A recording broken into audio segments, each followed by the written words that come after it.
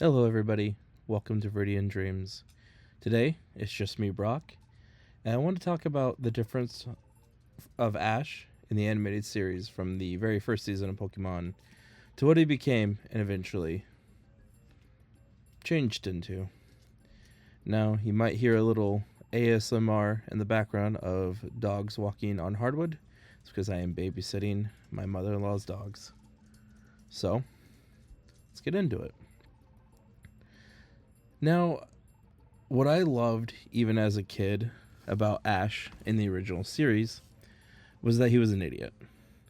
Very hard headed, very much, I'm going to do it this way, and I don't give a crap if it's wrong or someone else has better advice. I'm going to do it. And I think that made Ash almost relatable in a way because he wanted to do it his way. He was a young preteen teenager who thought he knew more about the world than anyone else because he was passionate about something.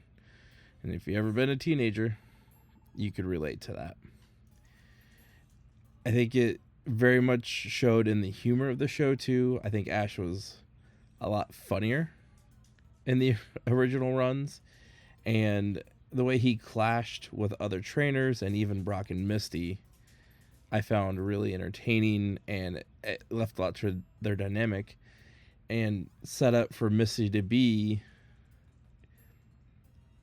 I wouldn't say he didn't really treat her necessarily like a peer, but I wouldn't say like a love interest either.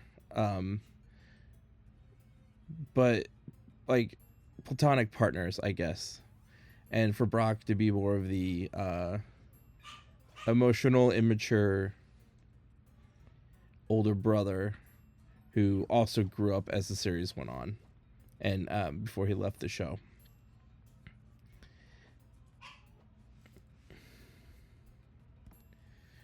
A big example that pops in my mind is when Brock and Ash do battle. Ash uses Pikachu, which Electric versus Rock, Pikachu had no chance, and he kind of only wins basically out of dumb luck of the sprinkler systems going off and weakening Onyx for Pikachu to use a electric attack, which like for the show is great, but also in that episode I'm not sure exactly how much he learned, but yeah, and then when he also a similar thing when he fought the Sand Shrew and refused to kind of learn what to do in those battles, and when he faced Mankey and things like that, he just was so stubborn. But that made those moments, in my opinion, when he did learn or grow, way more impactful. When he spoilers for a show that's like 20 years old at this point, but when he decides to get a Butterfree, it's one of the first times I remember crying at a TV show or a movie. Absolutely heartbreaking, and the voice acting and the animation's perfect. You know, he's very clearly hurt, but for one of the first times in his young life, he's thinking outside himself and battling and training and all of that. He is doing something for the good of the Pokemon, even though it hurts him tremendously and even hurts his other Pokemon because of the relationship. And it carries so much more weight because he isn't like in the later seasons where he's all positive friendships and the power of love will get us everywhere. And he tends to always make the right choice, almost to the point of, I don't know. It makes the show. It makes him feel like a paper cutout of a character, like a something so thin that any kind of weight that would be put on his character to have to make a decision would just rip it in half. And I know the later seasons are more, not that it wasn't always, but more geared towards younger children. But I think kids do appreciate learning and characters and arcs, and I do think even if they don't outright understand it and digest it in those moments that they do as they grow up kind of get it. Because I mean, I watched the show when I was, God, 6, 7, 8 years old. I don't remember exact age. I was young enough not to be in middle school yet and all of that. So I I think that's was missing from modern Pokemon was, yeah, the other characters around him had flaws kind of, but they also kind of didn't at the same time.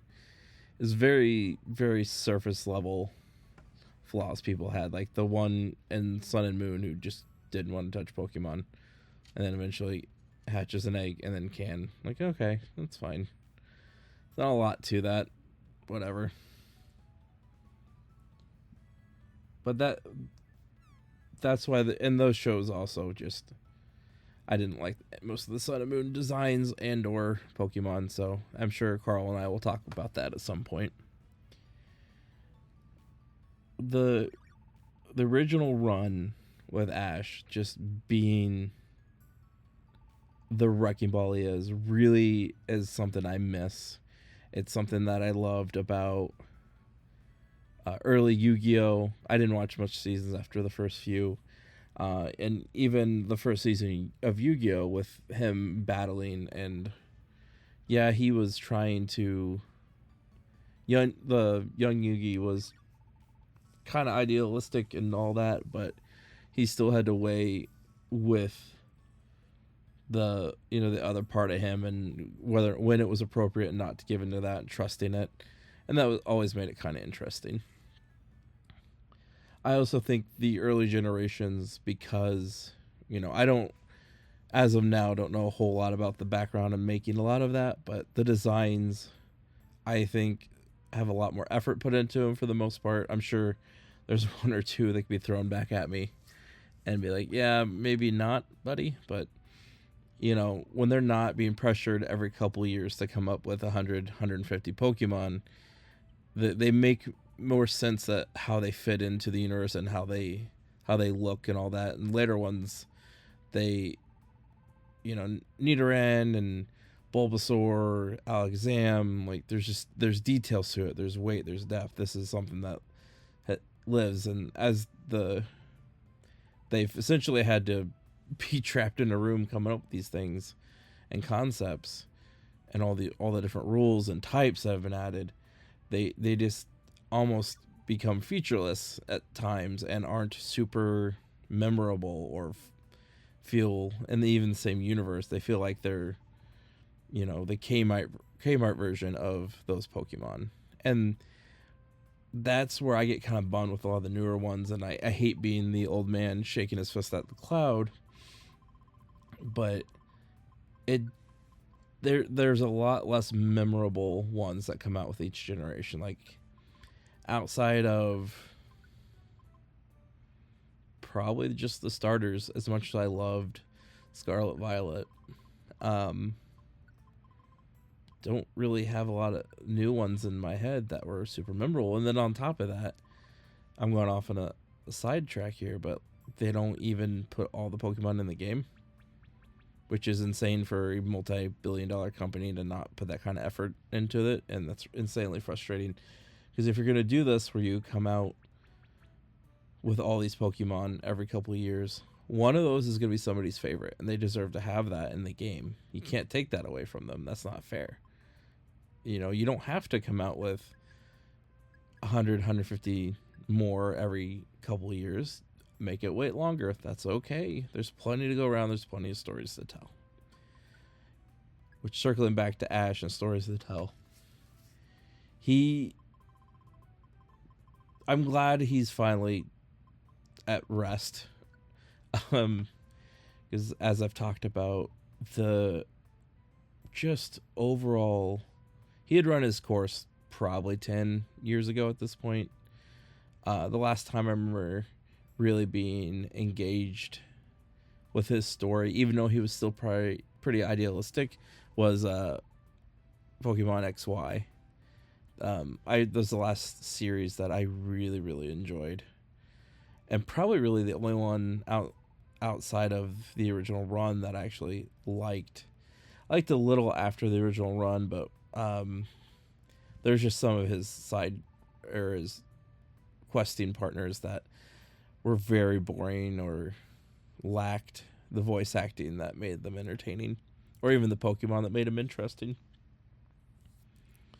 But like with that original run too with Ash, as I said earlier, when there were emotional heavy episodes, they carried more weight.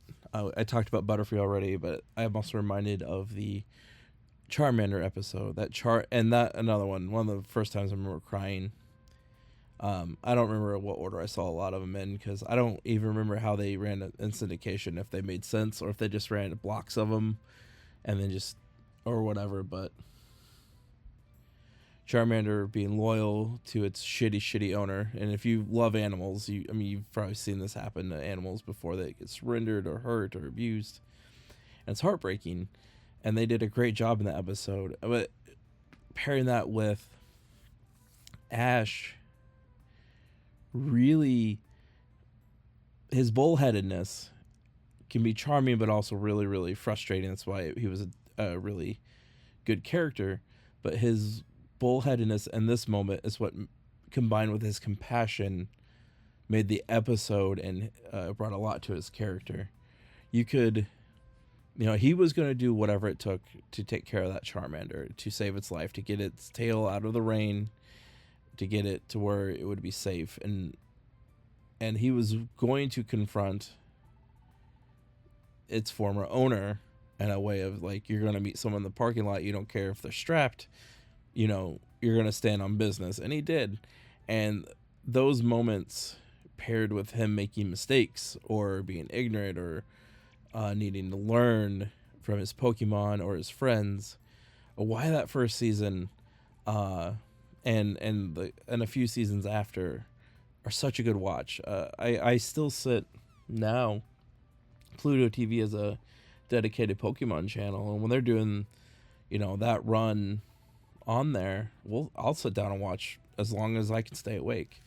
They're almost all good episodes. They have plot that moves. I like that it actually moved forward, and a lot of kids shows in that era, especially in the United States, were not allowed to have endings, because they didn't want kids to be like, oh, it's over, and they wouldn't watch reruns. And then unfortunately, because that's how they make money, you'd sell less ads, or you wouldn't be able to sell ads, or at least that was the thought process. But Pokemon, one of the things I loved about it is I was following an adventure every week, or anytime I would get a block of episodes to watch, or get the VHSs that to watch. And it was special. I felt like I was going and learning with them. And it's hard to get that in a lot of things anymore. And maybe this is, again, nostalgia clouding my brain, but that's why I think those episodes were so, and those seasons were so good. And that's why, even up to like XY, but like, I really hated the Alolan episodes so much. They essentially kind of being set up like what they call bottle episodes in sitcoms. They were at the school, and they would kind of venture off a little bit, but there wasn't a lot to learn or see, and that kind of got boring after a while. And I wish it would have been better. I really do. But it is what it is. I'm happy for everything we've got, and I might be totally off base on this, and that's okay. And everyone's allowed to like what they like. So I hope you enjoyed this. I hope you enjoyed this little chat about the original run of Ash, and hope you join us again on Viridian Dreams. Oh yeah, you should probably like and subscribe. Bye.